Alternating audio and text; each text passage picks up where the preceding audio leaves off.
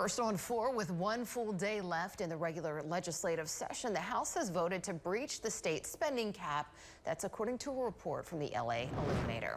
In an 85-19 vote, the Louisiana House voted to lift the state spending cap by a total of $1.65 billion. In the last several weeks, the pressure has been on House members to raise the spending threshold so lawmakers would have access to billions of dollars in funds that the state is expected to generate. However, House members were initially resistant to the plan, wanting to put the extra money aside for future use and toward paying down debt.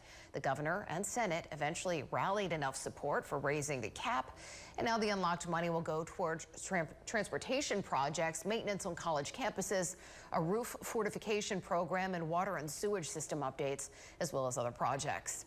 And now that the spending cap standoff is over, lawmakers must still finalize their budget plan. They must reach a consensus by tomorrow evening when the session is scheduled to end. Meanwhile, House lawmakers approved a bill aimed at overhauling the state's recall laws. The bill by State Senator Cameron Henry of Jefferson would make recall petitions public record only after a parish registrar has certified the signatures on the petition. Right now, they're public record once the first signature is placed on them. The bill headed back to the Senate, but with the limited time left for this session, lawmakers didn't take it up yesterday.